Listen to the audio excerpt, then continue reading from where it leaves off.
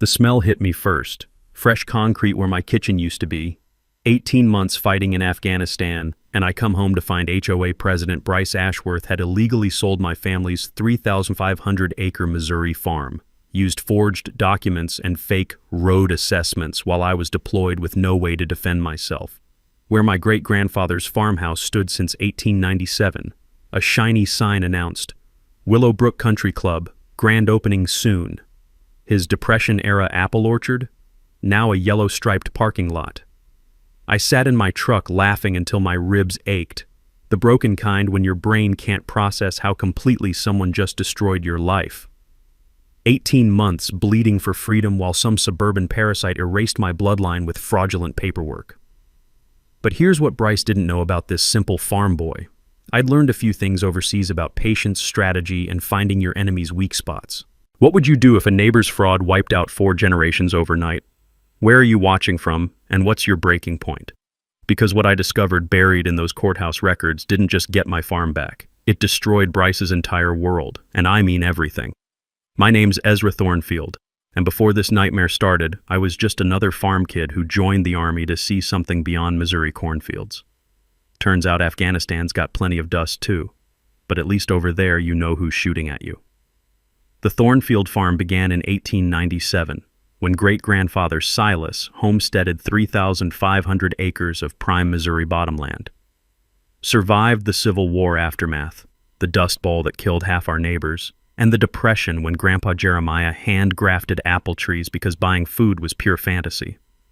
Dad kept it running until a John Deere rolled on him when I was 19. Mom remarried some insurance salesman and fled to Florida faster than a cat with its tail on fire, leaving me the choice. Sell 4 generations of blood and sweat, or figure out how to keep it alive while serving my country.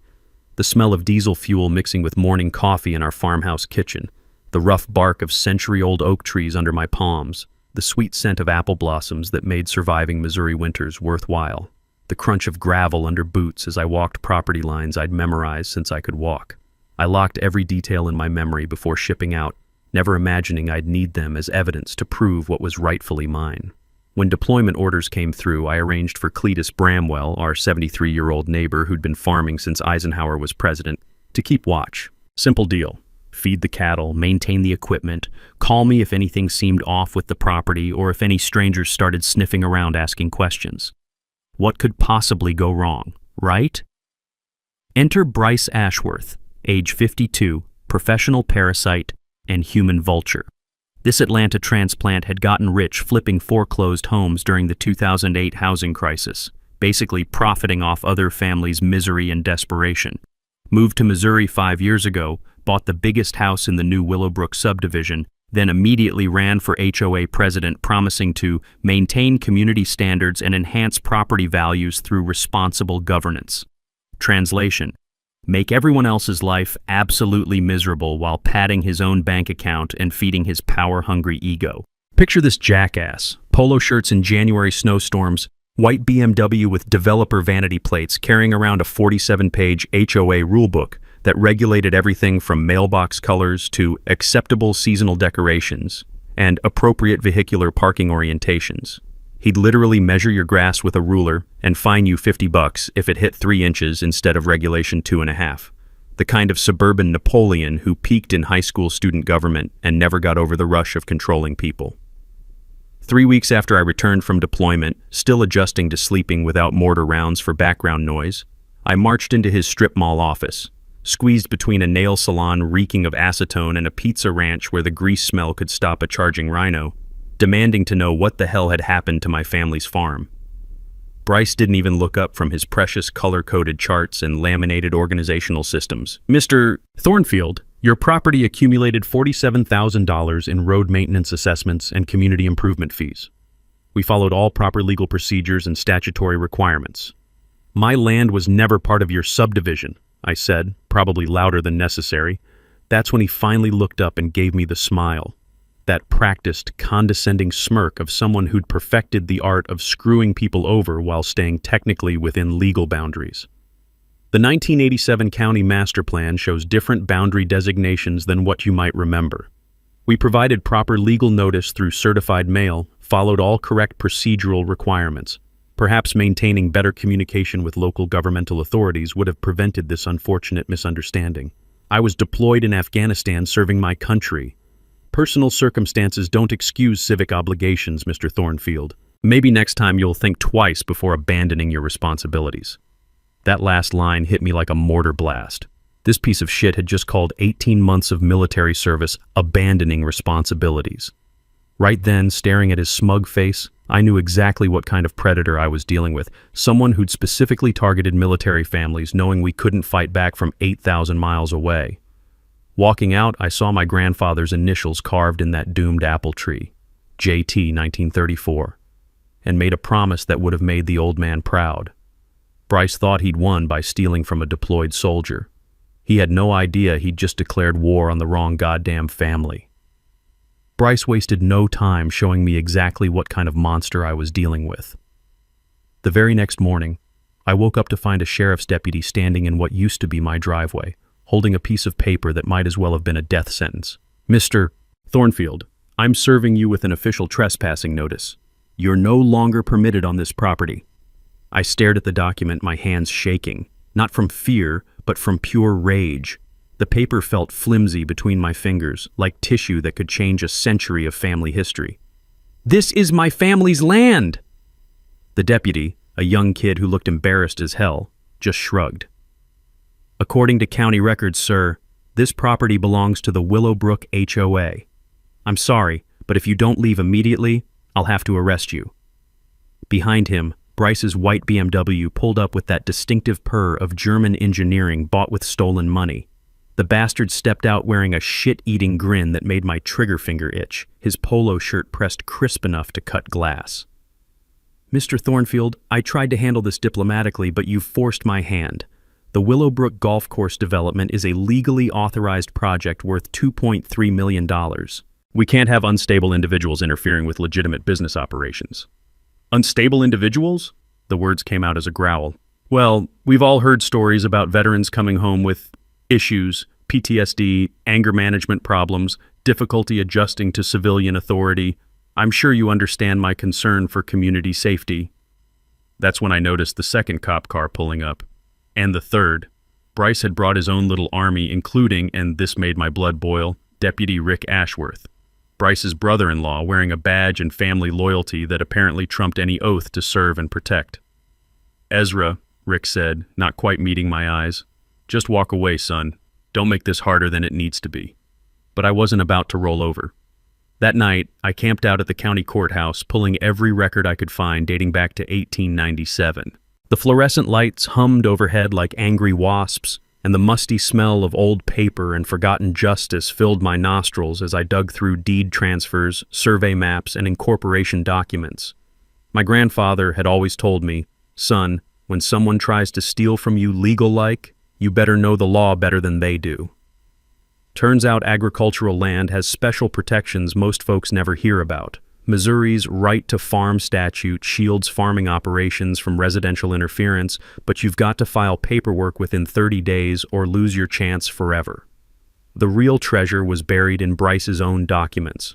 The slick bastard had filed Willowbrook as a residential community, but his golf course was clearly commercial development. I remembered reading somewhere that state law requires unanimous homeowner consent for residential HOAs to go commercial. Guess what golden boy Bryce never bothered to get? By dawn, I had my ammunition. I called Judith Blackwater, a Cherokee Nation lawyer who specialized in land rights cases. Something about her voice told me she understood what it meant to fight for stolen ground. By noon, we'd filed an emergency injunction citing agricultural protection statutes and unauthorized commercial development. That's when Bryce made his first real mistake. He got desperate. 2 hours later, a local news crew showed up at the courthouse. The reporter, a blonde 20-something who clearly got her information straight from Bryce's spin machine, shoved a microphone in my face like she was trying to start a fight. "Mr. Thornfield, how do you respond to allegations that you're using your military service to avoid legitimate property obligations?" The urge to grab that microphone and introduce it to her digestive system was overwhelming, but Judith squeezed my shoulder. "No comment," she said firmly, her voice carrying the authority of someone who'd fought bigger battles than this. "But we'll have plenty to say when all the facts come out." That evening, I created a Facebook group called Save Thornfield Farm. The response shocked me. Within 24 hours, 847 people had joined, including 14 other families across the county who'd suffered similar questionable property seizures by various HOAs. Messages poured in like water through a broken dam. Turned out Bryce's little scam was just the tip of a very ugly iceberg. The smell of apple blossoms drifted through my truck windows as I sat in what used to be my driveway that night, reading story after story. Veterans who'd served overseas only to find their property legally stolen. Elderly farmers pressured into selling prime land for pennies.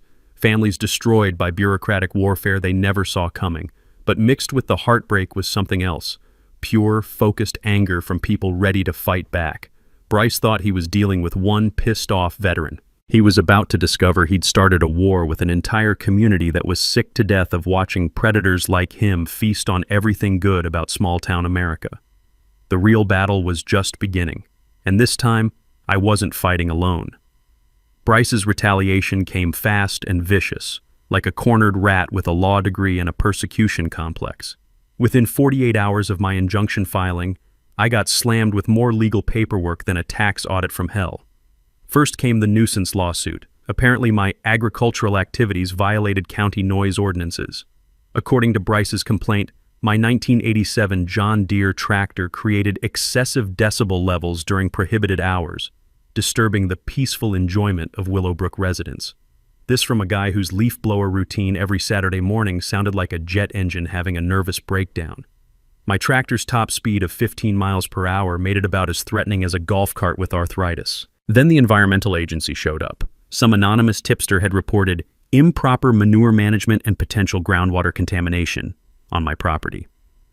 I watched 3 state inspectors in hazmat suits trudge through my pastures with clipboards, taking soil samples like they were investigating a nuclear meltdown instead of a family farm that had been operating cleanly since William McKinley was president. The smell of their diesel generator mixed with morning dew on grass my cattle had been grazing safely for decades.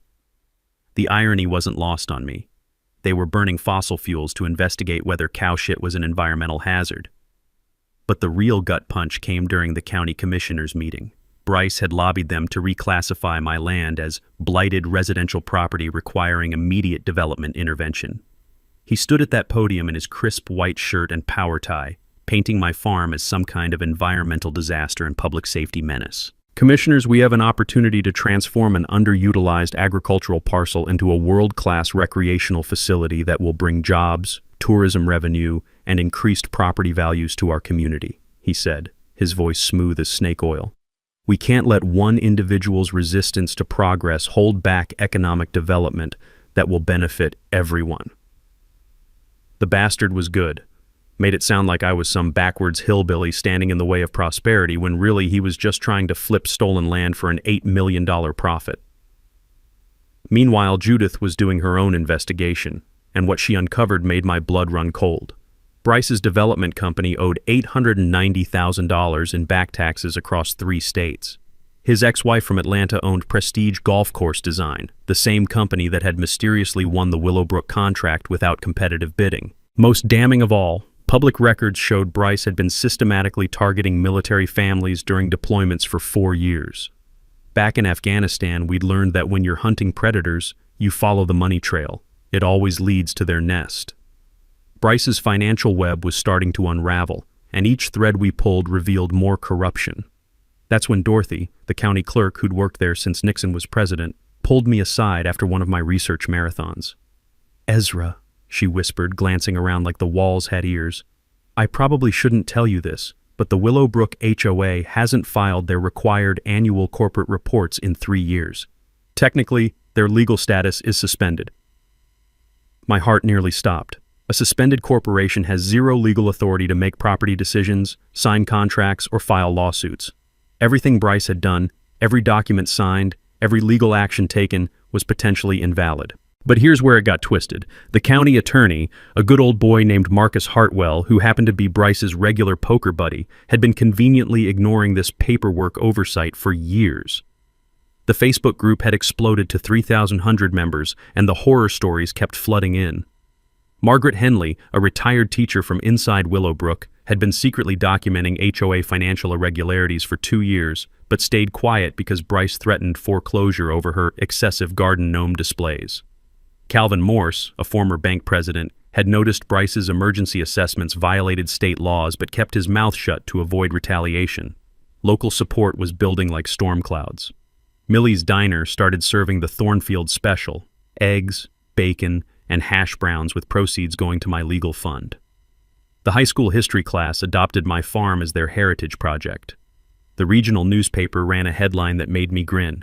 Developer versus veteran. Battle for Missouri's agricultural soul.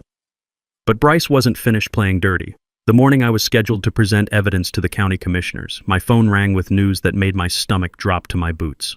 Mr. Thornfield, this is Judge Patricia Whitman's office. Mr. Ashworth has filed an emergency motion requesting court-ordered mental health evaluation.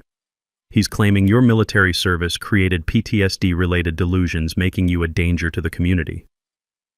Standing in grandfather's doomed orchard, listening to chainsaws warming up like mechanical vultures, I realized Bryce had just made his biggest mistake yet.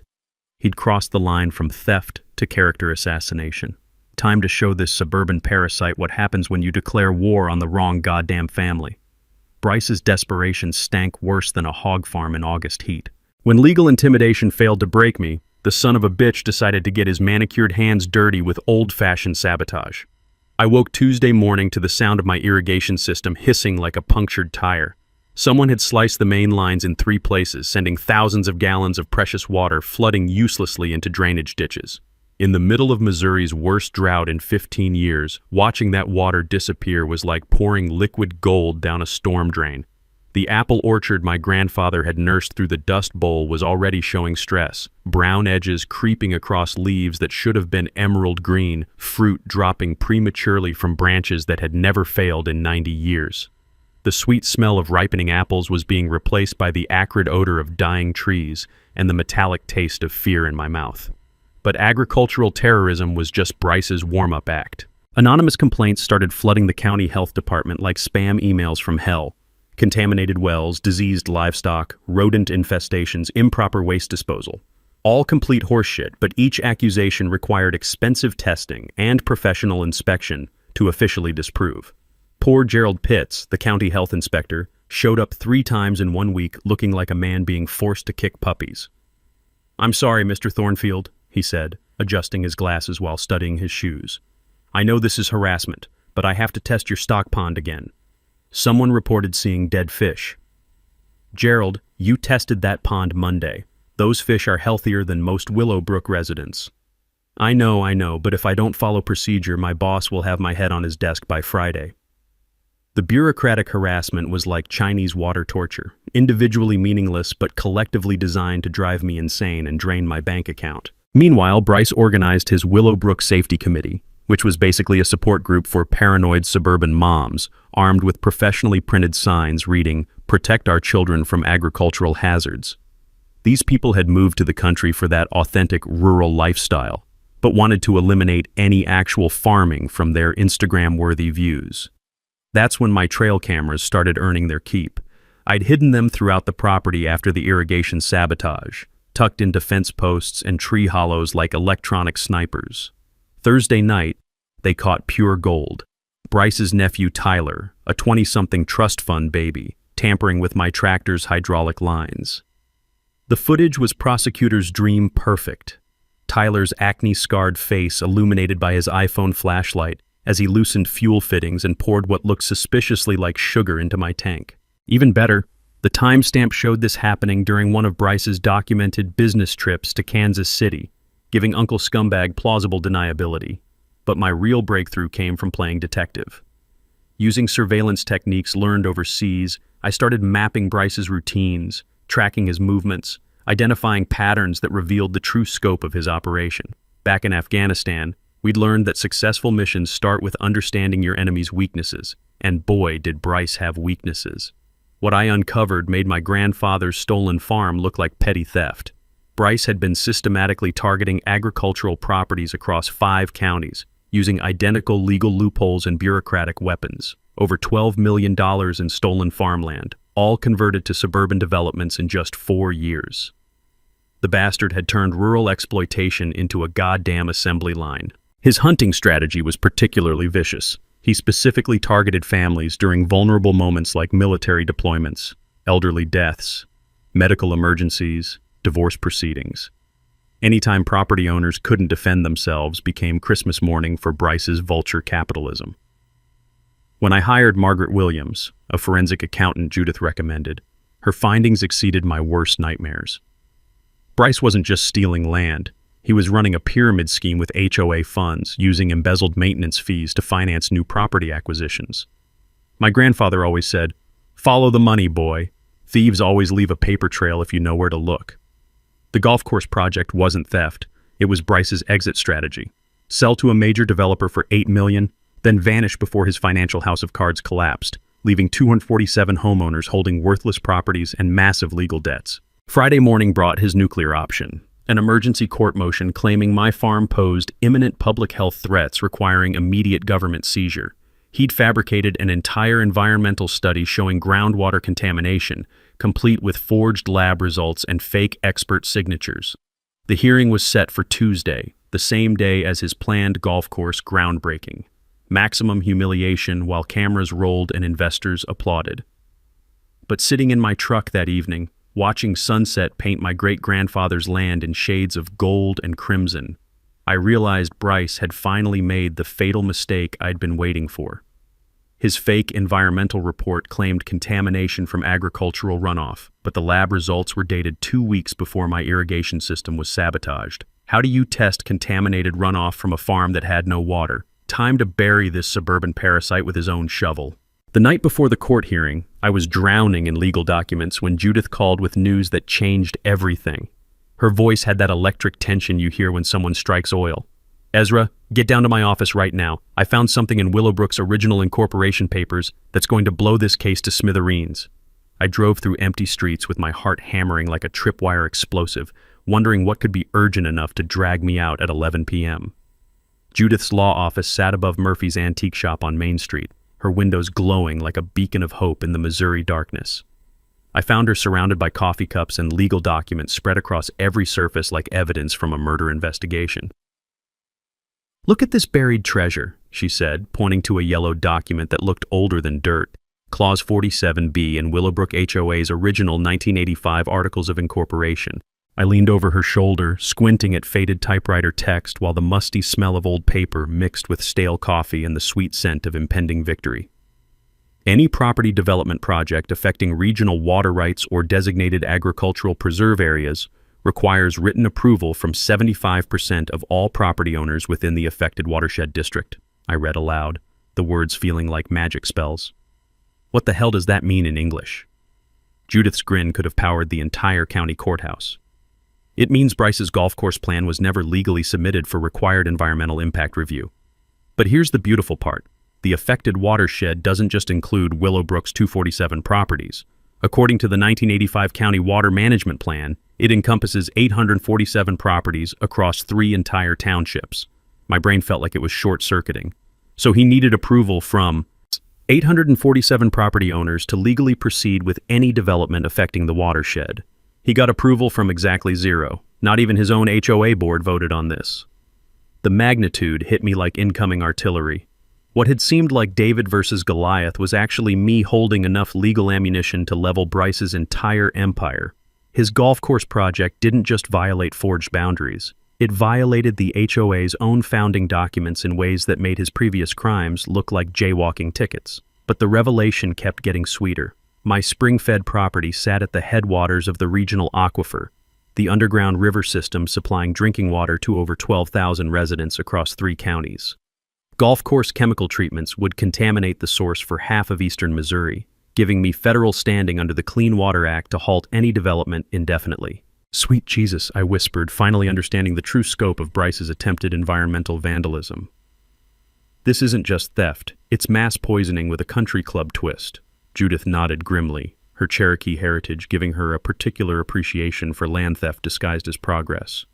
One phone call to EPA would trigger federal investigation shutting down not just the golf course, but freezing all development in Willowbrook pending contamination studies.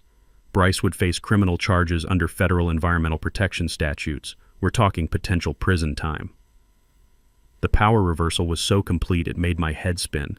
24 hours ago, I'd been a desperate veteran fighting impossible odds with nothing but rage and stubbornness. Now I was holding enough legal dynamite to crater Bryce's operation, bankrupt his investors, and possibly send him to federal prison where polo shirts aren't standard attire. But as the implications crystallized, the moral complexity became unavoidable. Triggering federal investigation would stop Bryce's corruption and protect the watershed, but it would also destroy property values for 247 innocent homeowners who'd invested their life savings in his promises. Retirees, young families, teachers, nurses, working people who'd trusted the American dream to a suburban sociopath. "There's more," Judith continued, spreading Margaret's forensic accounting reports like tarot cards predicting financial doom. "Bryce has been using homeowner equity as collateral for his development loans. If the golf course project fails, the bank can foreclose on the entire subdivision. Every single house becomes bank property." The pyramid scheme's true evil became clear. Bryce hadn't just stolen my land. He'd transformed 247 families into unwitting co-conspirators in his criminal enterprise.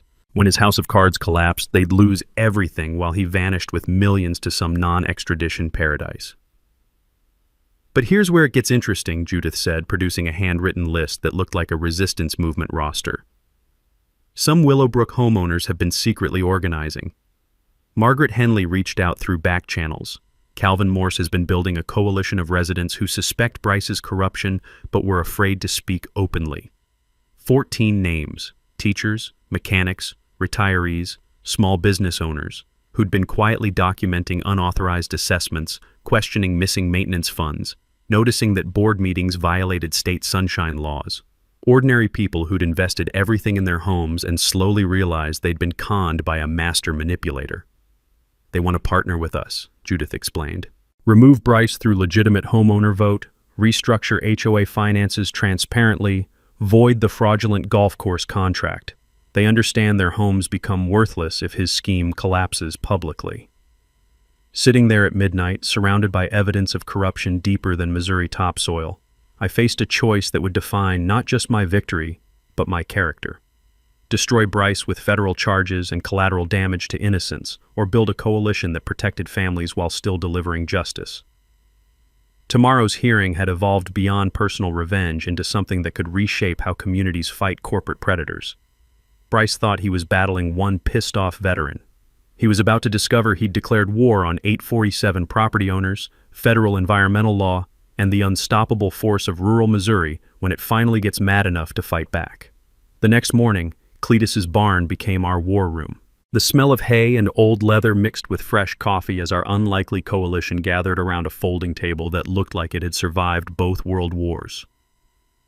Margaret Henley arrived first, a silver-haired retired teacher who'd spent 40 years taming teenage bullies and wasn't about to let some middle-aged suburban tyrant intimidate her now. Calvin Morse followed, a former bank president whose handshake could crack walnuts and whose knowledge of financial law made Bryce's accounting tricks look like a kid's lemonade stand. 14 other Willowbrook residents trickled in, teachers, mechanics, nurses, retirees, all united by the discovery that their trusted HOA president had been robbing them blind. "Ladies and gentlemen," I said, looking around at faces that represented everything decent about small-town Missouri, "we're not just fighting for my farm anymore. We're dismantling a criminal enterprise that's been stealing from hardworking families for 4 years." Judith spread out our battle plan like a general preparing for Normandy. "We're going nuclear with 5 simultaneous tracks," she explained, her Cherokee lawyer instincts sharp as flint arrowheads. "Track 1, challenge HOA authority using their suspended corporate status. Track 2, prove document forgery and boundary alterations. Track 3, trigger federal watershed investigation. Track 4, file embezzlement charges forcing complete financial audit. Track 5, organize emergency homeowner vote removing Bryce from power." Calvin adjusted his reading glasses, studying documents with the intensity of a man who'd spent 30 years spotting financial fraud before breakfast. "Here's something that would have saved my neighbors a fortune," he said, his banker's wisdom cutting through legal jargon. "Most homeowners don't realize they can demand receipts and contractor bids for any HOA assessment over $500. If the board can't produce them immediately, you've probably caught them stealing. My grandfather always said the best lessons come from other people's mistakes. How many American families were getting robbed by HOA boards simply because they didn't know their basic property rights? Margaret pulled out a manila folder thick enough to choke a horse. 2 years of meticulously documented financial irregularities that would make a CPA weep. Bryce's unauthorized special assessments total $340,000, she said, her voice carrying the controlled fury of someone who'd dedicated her retirement to catching a thief. Money that disappeared into his development company for projects that were either never completed or never existed. Derivative lawsuits are beautiful things, Calvin explained, warming to his subject like a preacher finding his rhythm. When HOA board members mismanage finances, homeowners can sue them personally for every penny lost. Prove breach of fiduciary duty, and Bryce becomes personally liable for his entire pyramid scheme, including that tax debt he's been dodging like a deadbeat dad. The legal noose was tightening around Bryce's neck, but we needed more than lawyers and accountants to win hearts and minds. Media blitz, I announced, pulling out my phone to show Facebook statistics that looked like election poll numbers. Save Thornfield Farm hit 15,000 members overnight. Channel 7 wants courthouse interviews. The Kansas City Star is planning a 3-part expose on HOA corruption statewide. We coordinate maximum publicity during the hearing to pressure county officials who've been covering Bryce's ass. Margaret's eyes lit up with the joy of someone who'd spent decades organizing school fundraisers and PTA battles. The high school kids want to create a heritage display about your family's farm for the courthouse steps. Nothing says American values like teenagers defending agricultural history against corporate greed. But our secret weapon was sitting in the corner, quietly organizing what he called Operation Combine Harvest. Cletus had been working his phone like a campaign manager, mobilizing every farmer within a 100-mile radius. 250 tractors, grain trucks, and combines, he announced with the satisfaction of a man whose friendships had been 50 years in the making. Convoy escort to the courthouse, plus free lunch at 3 local diners for anyone showing support. I could picture it. Bryce's pristine BMW surrounded by John Deeres older than his mortgage. Suburban arrogance dwarfed by agricultural reality that had been feeding America since before his great-grandfather was born.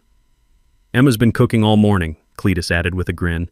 Says any woman who can feed a church potluck can damn sure feed a revolution. From the kitchen came Emma's voice, seasoned with 70 years of Missouri sass. You boys quit planning and start eating before this bacon gets colder than Bryce's heart. The contingency planning was military-grade thorough. If the hearing failed, EPA complaints got filed within an hour. If Bryce tried fleeing, our private investigator was tracking assets across state lines. If homeowners panicked about property values, honest HOA leadership was ready for installation faster than a cable repair. As our strategy session wound down, Margaret leaned forward with the intensity of someone who'd spent decades teaching life lessons to ungrateful teenagers. You know what's beautiful about this whole mess? Bryce thought he could pick off families one by one. Deployments, deaths, divorces, disasters, classic predator behavior. But he never imagined us actually talking to each other. Wolves hunt isolated sheep, Calvin agreed. They run when the flock fights back. Sitting in that barn, surrounded by the smell of hay and the sound of good people planning justice, I understood something my grandfather had tried to teach me years ago. Real strength doesn't come from individual heroics. It comes from communities deciding they're not going to take any more shit from bullies. Tomorrow's hearing wasn't just about legal victory. It was about proving that ordinary Americans could still defeat corporate predators when they stopped fighting alone and started fighting smart. Bryce's desperation reached full-blown psychotic breakdown by 3 a.m. the night before our court hearing. I woke to the rumble of diesel engines and hydraulic whining.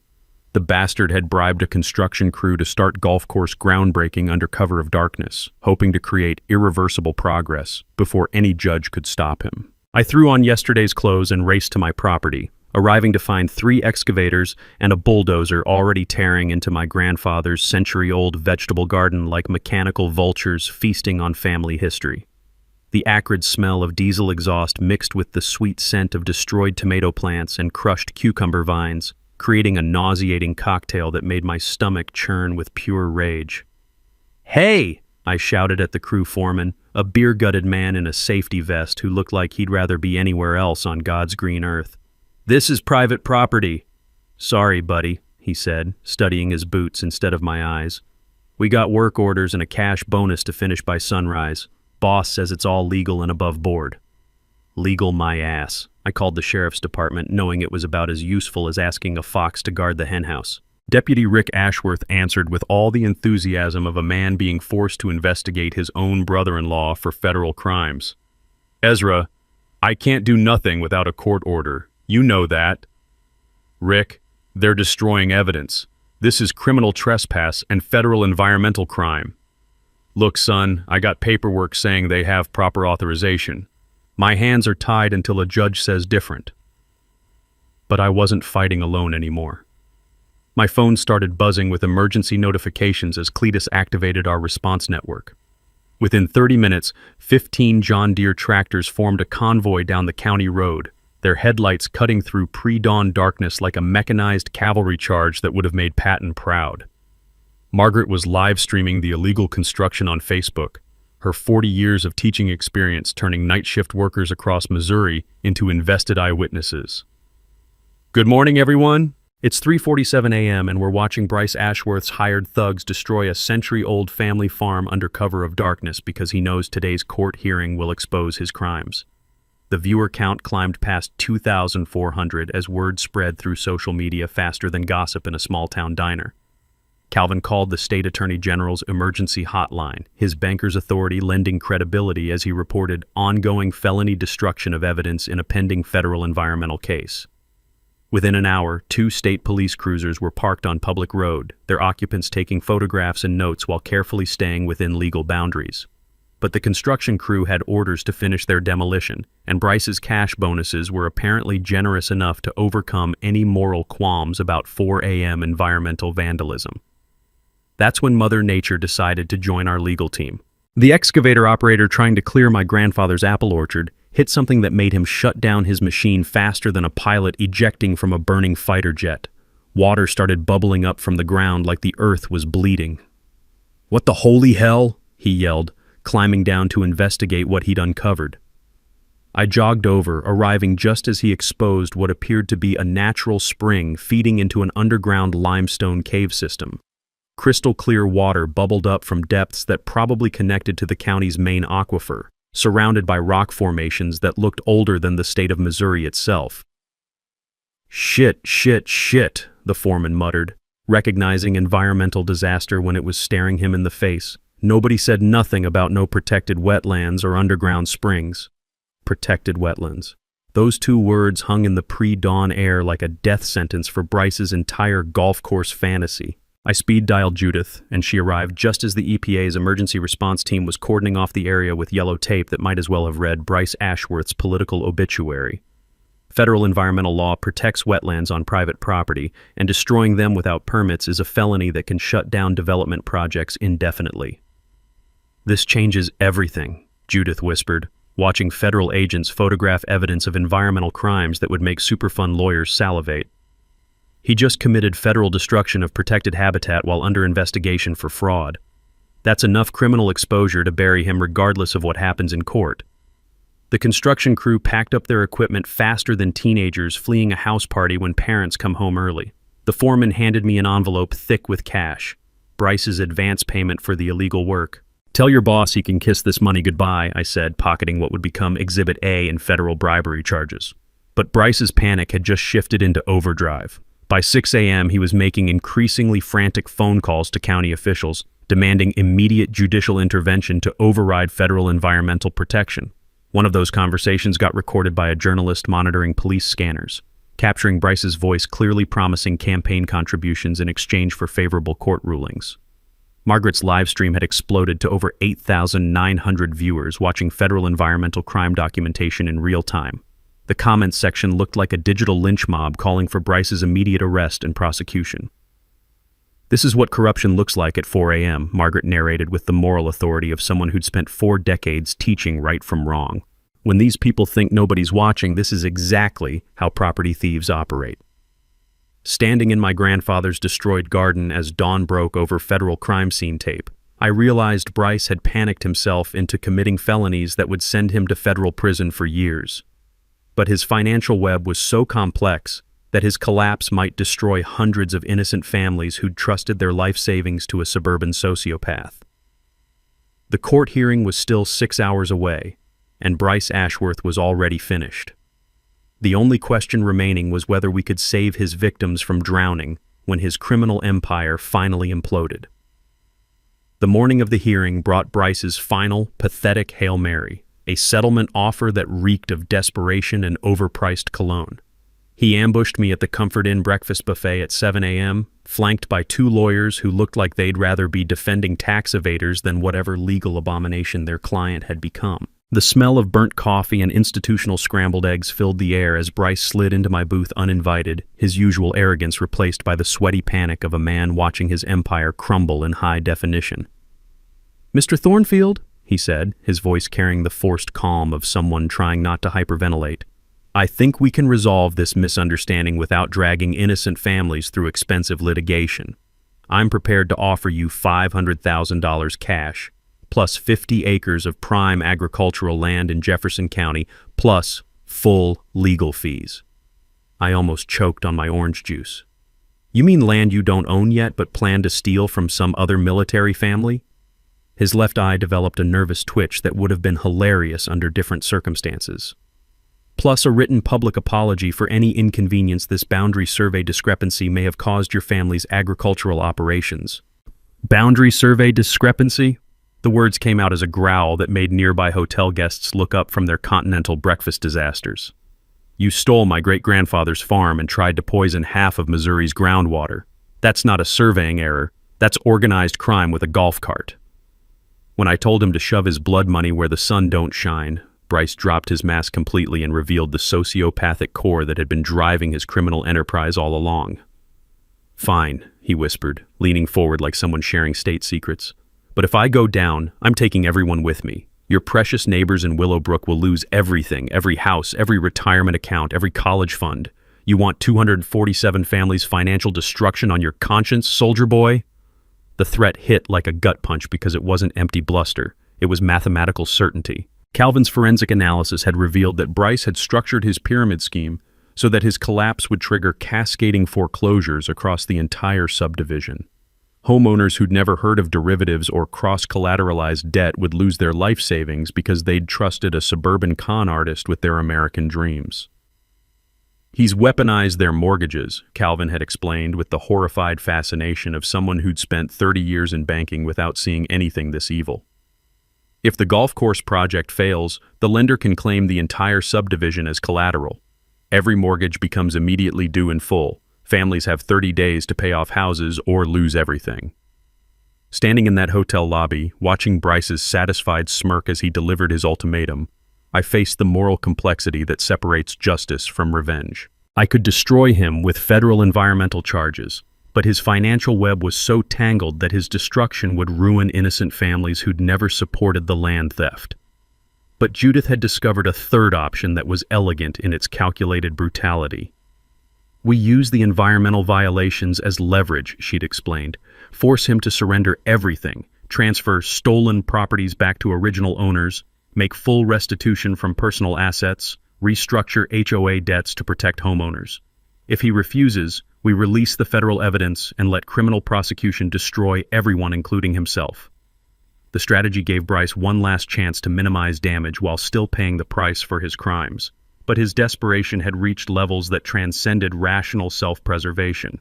By 9 a.m., he was hiring off-duty cops to physically block homeowners from accessing their own subdivision clubhouse, claiming security concerns during the administrative transition period, his euphemism for the hostile takeover he was attempting to prevent. Margaret called with updates that sounded like dispatches from a small-scale civil war. "He's got 3 rent-a-cops with badges blocking the clubhouse entrance," she reported, her teacher's voice vibrating with controlled fury. "Won't let homeowners enter their own community meeting space. Says it's for everyone's safety during this difficult transition." The irony was thicker than Missouri mud. Bryce was holding his own subdivision hostage to prevent democratic removal from power like some tin pot dictator whose coup was failing in real time. But we'd planned for exactly this banana republic bullshit. Calvin organized a parallel homeowner meeting at Jefferson High School's gymnasium, while state police investigated voter intimidation complaints at Willowbrook. By 9:45 a.m., 178 of 247 eligible homeowners had gathered to participate in democracy at its most basic level. The gym smelled like floor wax and teenage angst, filled with families who'd never imagined themselves participating in a political uprising, but found themselves voting to save their financial lives. Margaret stood at a microphone usually reserved for basketball pep rallies, calling the meeting to order with authority earned through 4 decades of managing teenagers and their parents. "Ladies and gentlemen," she announced, her voice echoing off championship banners, "we're here to remove Bryce Ashworth as HOA president for gross financial mismanagement, breach of fiduciary duty, and criminal fraud that threatens every property owner in this community." And the vote was swift and brutal. 162 in favor, 4 opposed, 12 abstentions. Democracy in action, powered by ordinary people who'd finally gotten angry enough to fight back against a suburban tyrant. But even as we celebrated Democratic victory, the courthouse clock was ticking toward 10 a.m., and the hearing that would determine whether our legal system could deliver justice without destroying the innocent victims of one man's greed. Walking toward those courthouse steps where 300-plus supporters were gathering like an army of agricultural righteousness, I realized this battle had evolved beyond personal revenge into something that could reshape how communities fight corporate predators. Bryce thought he'd been playing chess while we played checkers. He was about to discover he'd been playing with dynamite while we'd been building nuclear weapons. The courthouse steps looked like a scene from a rural American revolution.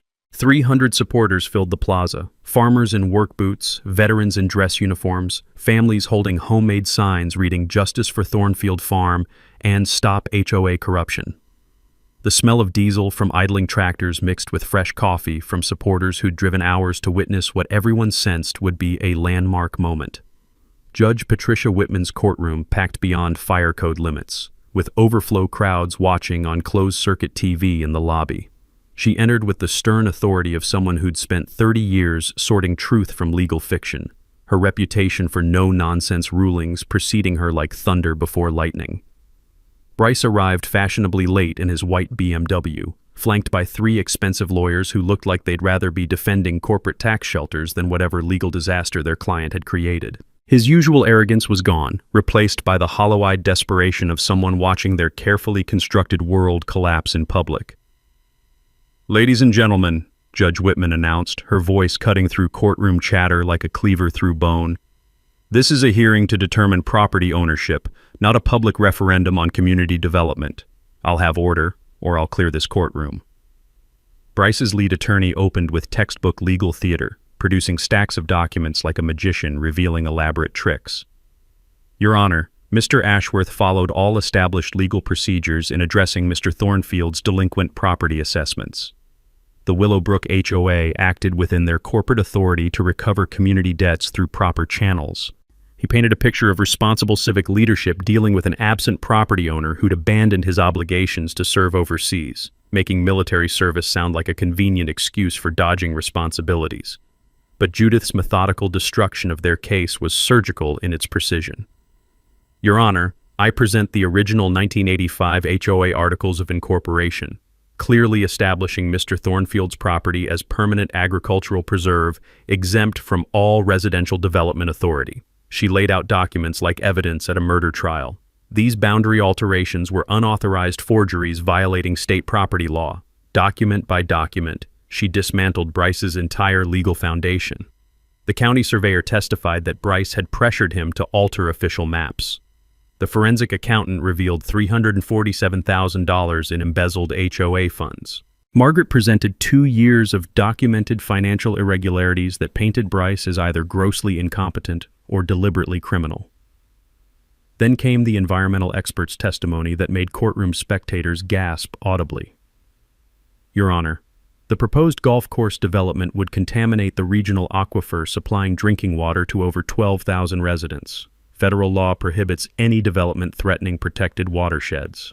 But the real bombshell arrived when FBI agent Sarah Lucy took the witness stand, her federal credentials lending weight that made everyone sit up straighter. "Your Honor, our investigation has revealed a pattern of property seizure targeting military families across 5 counties. Mr. Ashworth's organization has systematically exploited deployment periods to acquire agricultural land through questionable legal procedures. We're recommending federal charges for organized fraud and environmental crimes." The courtroom erupted in murmurs that Judge Whitman silenced with one sharp bang of her gavel. That's when Bryce finally snapped under pressure that had been building for months. Unable to refute mounting evidence, he launched into personal attacks that destroyed whatever credibility remained. "Your Honor, this is nothing but a disturbed veteran's revenge fantasy," he shouted, his composure evaporating like morning dew. "Everyone knows these people come back from war with serious mental problems. PTSD, anger issues, inability to accept civilian authority. I'm protecting this community from someone who clearly can't handle losing."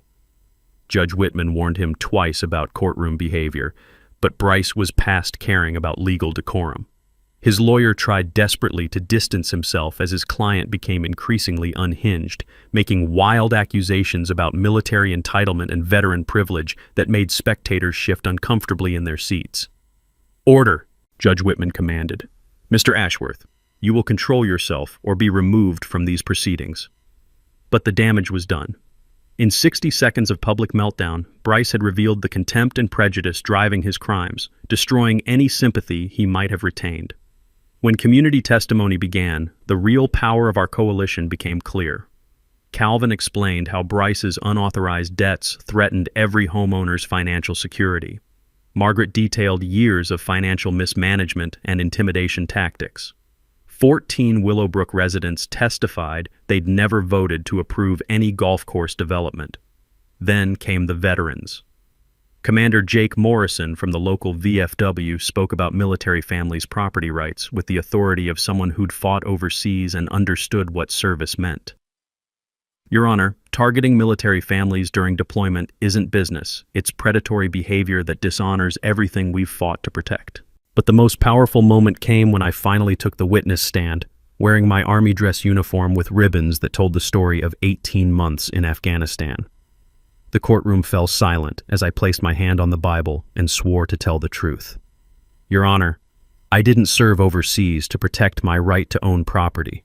I served to protect everyone's right to live free from corruption and abuse of power." My voice carried across packed benches filled with faces that represented everything good about rural America. This isn't about one farm or one veteran. It's about whether ordinary Americans can trust their legal system to protect them from predators who use bureaucracy as a weapon against working families. I pulled out the document that would end everything, the environmental report Bryce had submitted as evidence, with lab results dated 2 weeks before my irrigation system was sabotaged.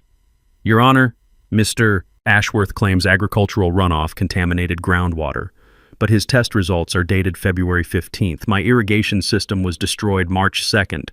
How do you test contaminated runoff from a farm with no running water?" The mic drop moment silenced the courtroom completely.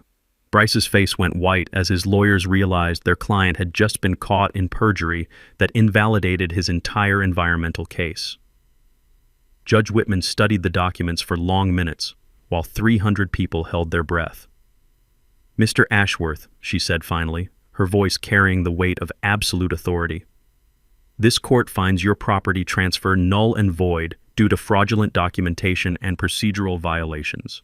Mr. Thornfield's property is hereby restored to its rightful owner."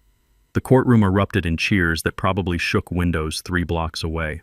"Furthermore," she continued, "evidence of financial crimes and environmental violations will be forwarded to appropriate state and federal authorities for criminal investigation." That's when Bryce made his final, desperate play that revealed just how completely he'd lost touch with reality. "This is a conspiracy!" he screamed, pointing at me like some courtroom prophet of doom. "They're trying to destroy legitimate development to protect backward agricultural interests. I'll appeal this to the Supreme Court if necessary." "Mr. Ashworth," Judge Whitman said with the patience of someone addressing a mentally disturbed child, "you've just been found guilty of fraud in my courtroom. I suggest you contact a criminal defense attorney rather than making additional public statements that could be used against you in federal prosecution." As federal marshals approached to discuss Bryce's immediate legal future, I realized that justice had been served not just for my family, but for every working family who'd ever faced corruption disguised as progress. The war was over, and the good guys had won. 1 week later, the headlines told the story better than I ever could. HOA president arrested at airport attempting flight to Cayman Islands. Federal marshals had caught Bryce at Lambert Airport with 2 suitcases full of cash and a one-way ticket to paradise. Turns out running a multi-million-dollar fraud scheme doesn't automatically make you smart enough to execute a clean getaway. The federal charges read like a greatest hits album of white-collar crime: embezzlement, fraud, racketeering, environmental destruction, and my personal favorite, conspiracy to defraud military families during active deployment. 14 other HOA officials across 5 counties got swept up in the investigation, proving that Bryce's operation was bigger than anyone had imagined. But the real victory was watching our community heal from the damage he'd inflicted. Margaret Henley became Willowbrook's new HOA president by unanimous vote, implementing the kind of transparent financial policies that should have existed from day one. Monthly homeowner meetings now included public budget reviews, contractor bid comparisons, and actual democracy instead of the suburban dictatorship Bryce had operated. The community garden we planted where his golf course clubhouse was supposed to be became a symbol of what neighborhoods could accomplish when people worked together instead of getting scammed by con artists in polo shirts. Every tomato plant and bean row represented families taking control of their own community instead of trusting it to predators. Calvin restructured the HOA's finances with the precision of someone who'd spent 30 years untangling corporate messes. The agricultural preservation easement I'd signed protected my farm permanently while providing $3.8 million in conservation payments that funded complete restitution for every family Bryce had victimized. Insurance companies and asset forfeiture recovered an additional $1.2 million from his hidden accounts, ensuring nobody lost their life savings to his pyramid scheme. The smell of apple blossoms filled my grandfather's restored orchard as I walked property lines that were finally, legally, permanently mine. Cletus had helped me replant the trees destroyed during Bryce's midnight demolition, using heritage varieties that connected us back to the original plantings from the 1930s. Every new tree represented continuity that no suburban parasite could ever steal again. But the most important healing happened inside our farmhouse kitchen, rebuilt exactly where it had stood for 127 years. The original foundation stones that Bryce's bulldozers had scattered were carefully collected and reset, creating a memorial garden where my grandfather's hand-carved initials, JT 1934, were preserved under glass as a reminder that some things are worth fighting for. The legal precedent our case established rippled across Missouri and beyond. The state legislature passed the Thornfield Act, protecting military families from property seizure during deployment, with provisions requiring a 120-day notice and mandatory legal representation for any action affecting active duty service members' property rights. The state attorney general created a specialized HOA oversight division investigating community association financial crimes, with a hotline for homeowners to report suspicious board activities. Within 6 months, they'd opened investigations into 47 cases of suspected embezzlement and fraud across the state. Most importantly, our story inspired other families to fight back against similar scams.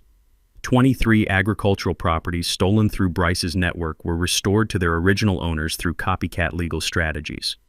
The National Veterans Administration added property protection services to their deployment support programs, ensuring future military families wouldn't face the nightmare I'd endured. But the victory that meant the most was personal. Standing in my great-grandfather's apple orchard at sunset, reading a letter from a grateful Willowbrook homeowner whose family had avoided bankruptcy because of our coalition's work, I finally understood what my grandfather had been trying to teach me about fighting for something bigger than yourself. Your sacrifice saved our home and our children's future, the letter read. We'll never forget that you chose to protect your neighbors instead of just seeking revenge. The annual Thornfield Heritage Festival became our way of celebrating agricultural preservation and community cooperation. Families from across 3 counties gathered each September to share food, music, and stories about standing up to corruption in their own communities. Local high school students received college scholarships funded by the conservation easement, ensuring rural kids could afford higher education without abandoning their agricultural roots. The Veterans Farm initiative we established helped military families start sustainable farming operations using land protection strategies I'd learned the hard way. Calvin managed the financial side while Margaret coordinated educational programs, creating a support network that ensured no veteran would face property theft alone. On quiet evenings, I'd sit on the porch my great-grandfather built, watching cattle graze in pastures that would never be developed, listening to sounds that connected 4 generations of Thornfield farmers to the land that had shaped our character. Cletus would stop by most evenings, sharing coffee and conversation about crops, weather, and the satisfaction of knowing we'd beaten the bastards who'd tried to destroy everything our families had built. "You know what I learned from all this mess?" he said one evening, watching fireflies dance over fields that would remain agricultural forever. "What's that, Cletus?" "Sometimes the best way to save what you love is to share it with people who need it most." 3 months later, I got a call from a veteran in Arizona facing similar HOA land seizure. Margaret received requests to help reform corrupt community associations in Florida retirement communities. Our network of Thornfield-inspired property rights advocates was growing across America, proving that ordinary people could defeat corporate predators when they stopped fighting alone and started fighting smart. The next story was already beginning. They stole my neighbor's ranch, so we exposed their $50 million scam. But that's a tale for another day. Right now, I've got apple trees to tend and a community to protect. Speaking of protection, drop a comment sharing your worst HOA nightmare and let us know if you've ever had to fight corrupt community leadership. Your stories matter because they show other families they're not alone in these battles. And hit that subscribe button and ring the notification bell so you never miss another story about ordinary people taking down corrupt systems. Because justice isn't just served, it's earned by communities brave enough to fight for what's right. Sometimes the best revenge is building something better than what they tried to destroy. And sometimes, just sometimes, the good guys actually win. Thanks for hanging out with us on HOA Stories, where the HOA Karens meet their match. If this story had you cheering or cringing, go ahead and like the video, drop a comment with your reaction, and hit subscribe so you're ready for the next wild HOA tale.